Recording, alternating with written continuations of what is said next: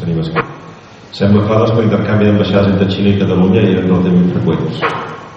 Cal destacar l'ambaixada de 1967 de Perpinyà, on es va començar a parlar de l'aliança militar contra els musulmans i la iniciativa de Kublai Khan, i uns anys abans havia donat ajuda a Jaume I.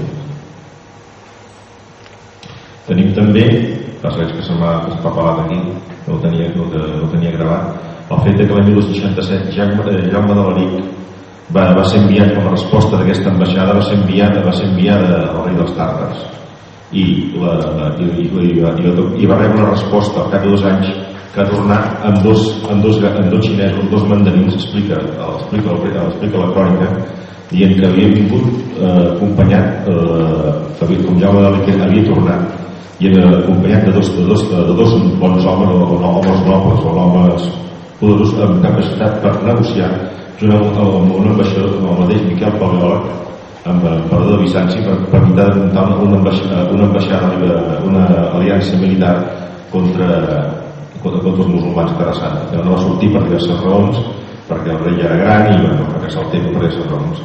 Però l'entrada d'aquesta relació doncs existia, era abundant i sembla que no hi havia cap problema. De fet, és lògic, perquè els musulmans eren el gran enemic i sempre es va buscar l'aliança darrere l'enemic de l'enemic.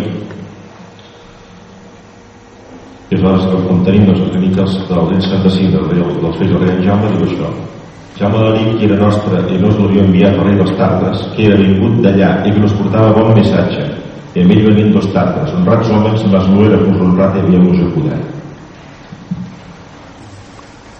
Això l'any 1970, com deia.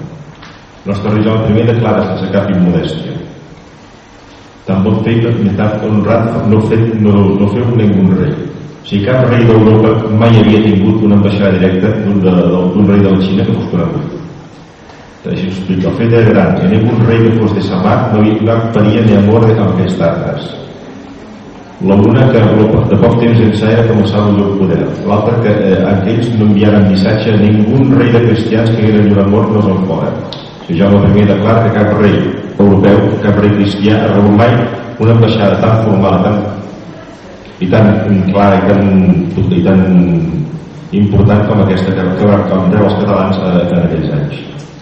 Això vol dir que per Kublai Khan Jaume I mereixia un respecte, un poder, una categoria, un nivell que no tenia cap altre monarca europeu.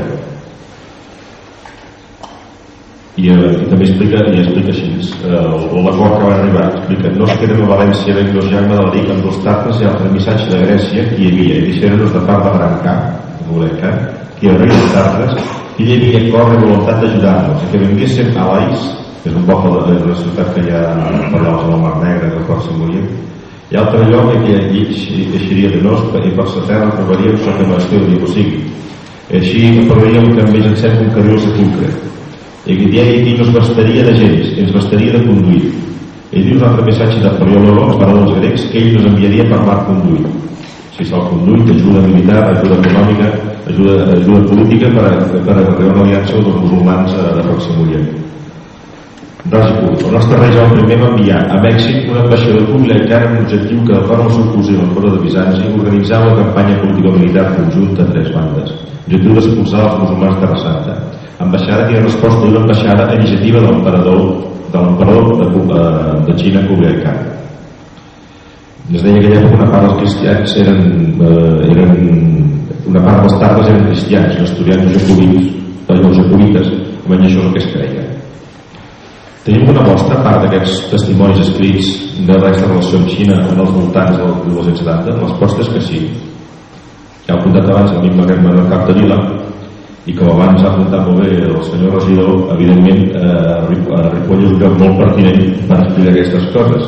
Hi ha uns capitells del claustre, del monestir de Santa Maria de Ripoll, on tenim aquí una figura clara d'home que l'ha vist, que l'ha identificat com un xinès. Abans d'ho ensenyat aquest noi d'aquí, he ensenyat l'escultura i diu, mira, un xinès com tu. I va preguntar, i què fa aquest aquí? I diu, molt bona pregunta, noi? No ho sé. Perquè amb tota aquesta amb aquesta exposició que us faig hi ha més preguntes que respostes. Aquí tenim ben clarament hi ha 2 capitells que aquest és el mateix d'un altre punt de vista, aquest és un altre vist de lluny, mateix altra vegada. I aquí veiem una cosa curiosa, com tenim un xinès a la nostra esquerra i un rei a la nostra dreta, que per l'època s'ha fet això, que el capitell aquest, si no m'equivoco, corregim-me, sisplau, al segle XIII, no podia ser l'altre que el rei era Jaume I. Què s'intercanvien? Què li dona el rei al xinès? És la pólvora que es dona? O li paga alguna cosa per la pólvora? O li dona, equivocadament, com a rei li dona alguna cosa que no sap absolutament què és. Però què diu? I aquí està. No hi ha respostes, només hi ha preguntes. Per què van venir els xinesos? Us tenen una ambaixada com aquesta, tan important, que potser de les poques modernes americanes ambaixades a Europa des de Xina en aquells anys. Jo ho permeto que no havia passat mai que un rei cristià rebés ambaixades a la Xina, i en va rebre totes. Per què reflexa això, Ripoll? Potser perquè és el lloc on la tecnologia està més avançada, on hi ha més coneixement, més tecnologia, la indústria de tota mena està més desenvolupada, i bé, doncs potser per aquesta raó. Això és un tema que s'hauria de treballar. I com dic, us explico aquí, aquesta relació no era pas nova, ja venia de lluny. I tenim un testimoni al monestir germà de Ripoll, que és el monestir Sant Miquel de Cuixà. Són uns capitells que són un segle més antics de Ripoll, que són del segle XII, que aquí us teniu. Hi ha aquesta figura central, que és un ésser amb cara humana i cos de mico, l'aspecte pot semblar xinès, o no ho sé, més oriental, però són clarament xinesos, penso jo, clarament xinesos, que algun expert ens ho ha confirmat, són els dracs, aquests dracs que hi ha a les cantonades.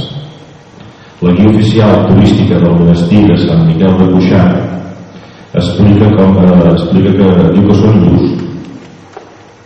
Però bé, encara que fossin hindús, com a Cuixà hi ha relacions amb l'Índia del segle XII, com d'aquest inspirar l'artista per esculpir uns dracs xinesos en el segle XII a Cuixà.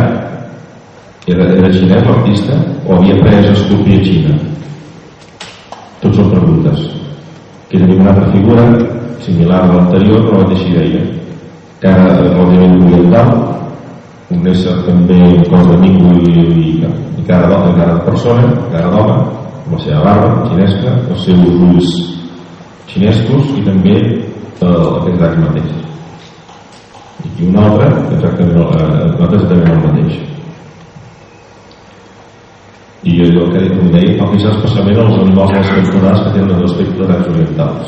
M'explicava que són figures hindús i altres fonts es diuen que són escultures mongols o xineses. Bé, doncs, la relació que abans aquests senyors ens han parlat de la relació comercial que tenien els avantpassats ibers ja tan clarament fa 3.000 anys enrere. Comerciar, tota aquella època vol dir viatjar. Viatjar vol dir conèixer altres persones, altres pobles. Implica relacionar-se, importar i exportar tecnologia. I el Ripoll, segurament Ripoll, pel que sembla, devia ser un dels llocs més destacats quan devia ser potser Cuixà en aquell moment, perquè aquest tema quedés reflectit allà. Però almenys són que s'han trobat. No sabem si a altres llocs de Catalunya també hi ha signes d'aquests orientalistes que podríem dir-ne. No ho coneixem de moment, però bé, aquests que hem vist són molt clars. Bé, així doncs una antiga i àmplia relació de Catalunya, especialment d'aquesta zona de Ripoll i Cuixà, especialment amb l'Orient. Com dèiem, doncs, a la transmissió de cultura, tecnologia i coneixement, tenim la formació de Gerard Rubillac, tenim el testimoni de Gerard Rubillac com es va formar a Ripoll i va transmetre a Europa una tecnologia de matemàtiques, en astronomia, deien que Gerard Rubillac va ser un tal autòmata. No sé si això és cert o no, això es deia. En tot cas, si ho sabia fer, és que n'havia pres a Ripoll. I aquí està, doncs, són una pista sobre esbrinar què és el que va passar. La cultura al final ha fet al revés. Necessita la bossa que el rei dona al mandarí xinès. És el que com li dona una bossa o un